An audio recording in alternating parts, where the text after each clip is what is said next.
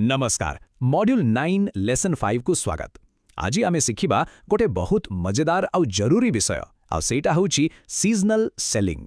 तेबे चलंतु आरंभ करिबा। तेबे प्रथमे बुझिबा ए सीजनल सेलिंग जिनसटा प्रकृति रे कोन। देखंतु एहा हेउछि सठिक समय को देखि निज बिजनेस को प्लान करिबा। माने पर्वपर्वाणी हो, पाग बदलिवा हो किंबा कोनोसी खास अवसर हो, सही अनुसारे निजर प्रोडक्ट तार दाम आउ ऑफर्स को प्रस्तुत करिबा। सीधा कथा बजारर चाहिदा सह ताल मिले चलिबा। आउ एहार पछरे गोटे बहुत सिंपल फॉर्मूला काम करे। ठीक सीजन रे जदि आपण ठीक प्रोडक्ट बजार को आनिबे ताहाले तार चाहिदा आपे आपे बढ़ी जिवो। आउ जेतेबेले चाहिदा बढ़िवो लाभ भी तो निश्चय बढ़िवो। एहा ही सीजनल सेलिंग रो मूल कथा। एले प्रश्न आसुछि एटा एते गुरुत्वपूर्ण काहेकि? आसंतु जानिबा सीजन को बुझी बिक्री कले आम व्यवसाय को केउ सबु बड़ फायदा मिली पारे। आपण केबे भाबिछंती ठीक सीजन रे आपणक बिक्री केते गुणा बढ़ी पारे? एई संख्याटा देखंतु 2 गुणा। हां, आपणक सेल्स सीधा सड़ख डबल हेई पारे। एई कथाटाकू भलो भाबरे मने रखंतु। राइट सीजन सेल्स डबल करि पारे। एटा खाली कहिबा कथा नुहे, यहा हेउछि अनेक सफल विक्रेतांकर अनुभूति। सठिक टाइमिंग रो शक्ति ही एते अधिक। तो एमिति केमती हुए देखंतु, सीजन आसिले लोकंकर चाहिदा निजे बढ़ी जाए। ता फलरे कोन हुए, अधिक लोक आपणकर प्रोडक्ट किनंती, जाहाको आमे कहू हायर कन्वर्शन रेट्स। आ जेते बेले अधिक लोक किनिबे आपणकर स्टॉक मध्ये बहुत जल्दी सरी जिवो। आ सबुठु बड़ कथा आपणको बढ़िया लाभ मिलिवो। आ सबुठु बड़ लाभ हेउछि आपणक प्रॉफिट मार्जिन। जेते बेले चाहिदा बेसी थाए आपणको अधिक डिस्काउंट देबा दरकार पड़े नै। आपण भल दाम रे जिंस बिक्री करि पारंती आ निजर लाभांश बढ़ी पारंती। आउ आम देशरे तो एमिति सुजोगर अभाव नाही।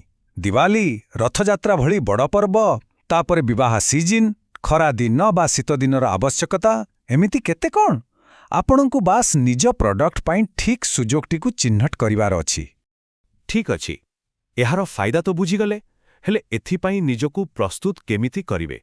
चलंतु एबे देखिबा एक पूरा एक्शन प्लान जहा आपणकू सफलता आड़कू नै जिवो। सबुठारु प्रथम आउ गुरुत्वपूर्ण मंत्र हैला early planning is equals to stress free selling. माने जेते शीघ्र आपण योजना करिवे बिक्री करिबा समय रे सेते टेंशन फ्री रहिबे आउ आराम रे बिक्री करि पारिबे। गोटे भल प्रस्तुति पाई प्राय 30 रु 60 दिन आगुरु काम आरंभ करिदेबा दरकार। धरंतु 60 दिन आगुरु क्यों प्रोडक्टर चाहिदा रहिबो ताकू बाछंतु। 45 दिन आगुरु निजर स्टॉक प्लान करके जोगाड़ करंतु। आउ 30 दिन आगुरु निजर फोटो, टाइटल और कीवर्ड गुडी को अपडेट करि दियंतु। एहाको आपण एक सरल चेकलिस्ट भाबे भी मने रखि पारिबे। 1. अधिक चाहिदा थिबा प्रोडक्ट चिन्हट करंतु। 2. आगुआ स्टॉक जोगाड़ करंतु। 3.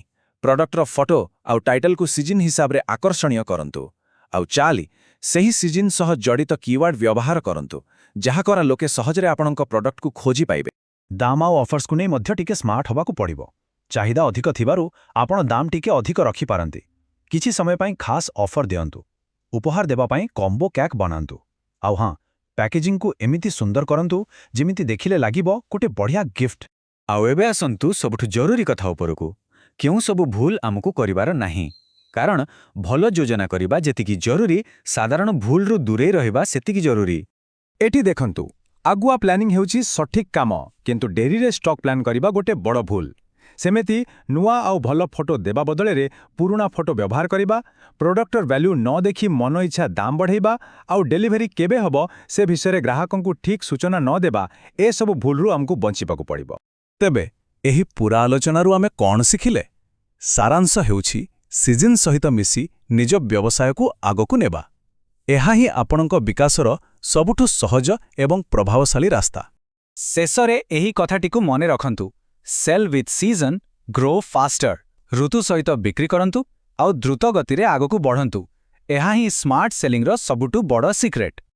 आजि पई एतिकी। हमर परवर्ती लेसन रे आमे फोटोग्राफी अपग्रेड्स विषय आलोचना करिबा।